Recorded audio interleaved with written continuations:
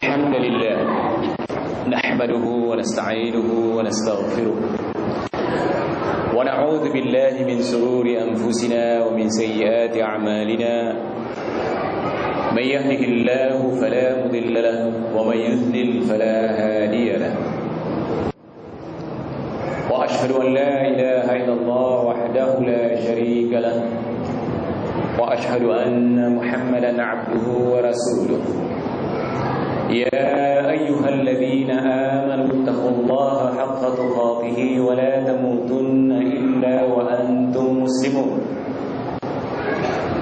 يا أيها الناس اتقوا ربكم الذي خلقكم من نفس واحدة وخلق منها زوجها وبث منهما رجالا كثيرا ونساء واتقوا الله الذي تساءلون به والأرحام إن الله كان عليكم رقيبا يا أيها الذين آمنوا اتقوا الله وقولوا قولا سديدا يصلح لكم أعمالكم ويغفر لكم ذنوبكم ومن يطع الله ورسوله فقد فاز فوزا عظيما أما بعد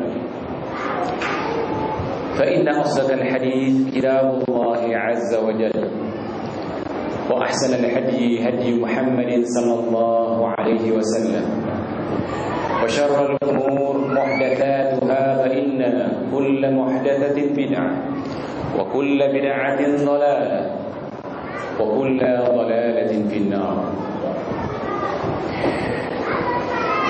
Yang berbahagia Ustaz Abu Fairuz, Radio Hang, hadirin hadirat serta para pendengar Radio Hang yang kami hormati.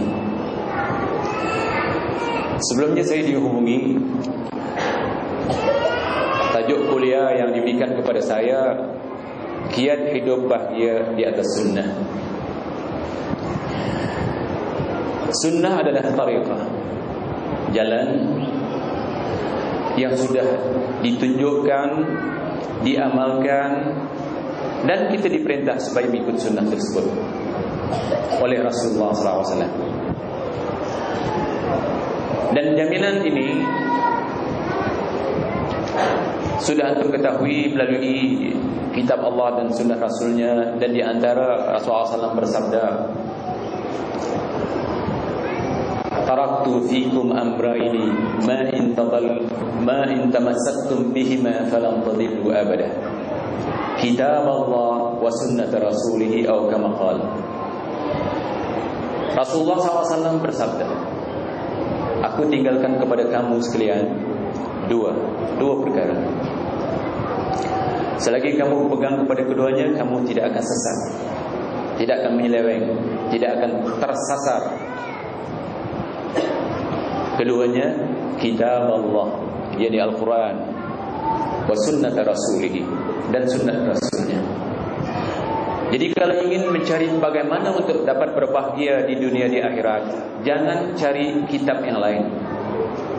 Ambil, pelajari, pahami, bertalaki kepada asatizah kita di sini, yang manhaj yang sudah dijamin oleh Rasulullah, yaitu manhaj salafus saleh.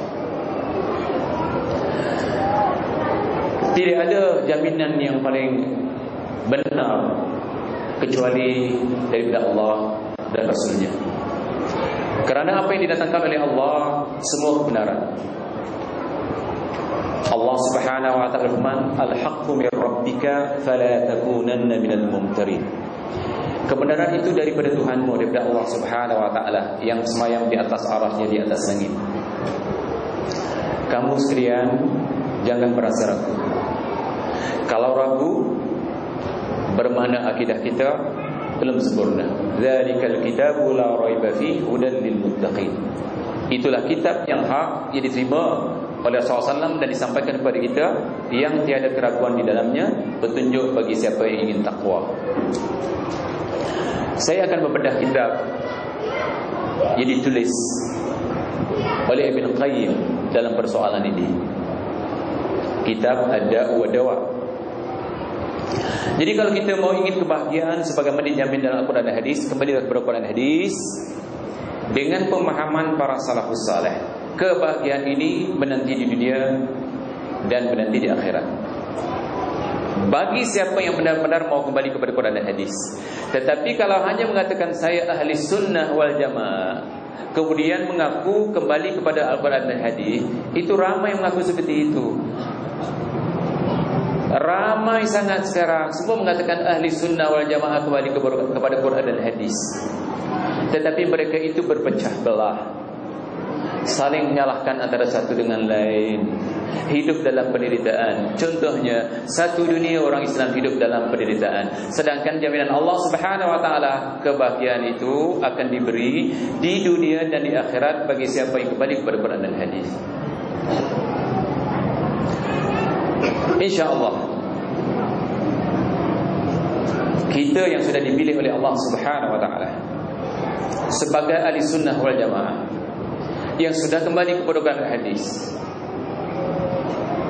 yang mana Quran dan Hadis yang ini yang kita pegang, kita pahami dengan pahaman salafus saleh, kita benar-benar akan dapat kebahagiaan. Cuma kita tidak kelihatan kerana kita sedikit. Iya kan? Ahli sunnah wal jamaah yang benar-benar kembali kepada manhaj yang selamat di akhir zaman itu sedikit. Itu sudah dikhabarkan di dalam Al-Quran dan dikhabarkan di dalam hadis. Al-Quran mengatakan